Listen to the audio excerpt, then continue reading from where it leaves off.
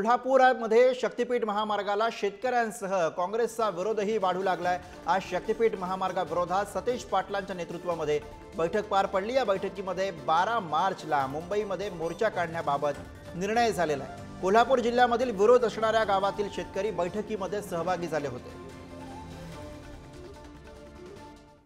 शक्तीपीठ महामार्गाच्या संदर्भात या मार्गाची घोषणा झाल्यापासून कोल्हापूरमध्ये पहिला मोर्चा आम्ही काढला होता आणि त्यानंतर राज्य शासनाने अशी भूमिका घेतली होती की शेतकऱ्यांचा विरोध असेल तर आम्ही करणार नाही।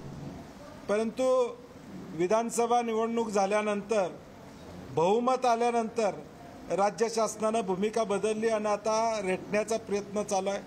त्याला आमचा या 12 जिल्ह्यातल्या लोकांचा विरोध आहे। परवा 12 जिल्ह्यातली आठवड्यापूर्वी बैठक कोल्हापूरमध्ये झाली आणि 12 तारखेला 10,000 लोकांचा मोर्चा हा विधान भवनवर घेऊन जायचं नियोजन आम्ही केलेलं आहे। शक्तीपीठ झालं पाहिजे ही बहुतांश लोकांची मागणी आहे। एखाद्या जिल्ह्यामध्ये एखाद्या तालुक्यामध्ये त्या संदर्भात विरोध असू शकतो, परंतु सरकारला प्रश्न प्रतिष्ठेचा करायचा नाही आहे। यामध्ये ज्या ज्या भागातून शक्तीपीठाच्या अशा संदर्भामध्ये जास्त विरोध आहे, तीव्रता असेल, तिथे अलाइनमेंट बदलता येईल का अशा संदर्भात सुद्धा सरकार विचार करते ना।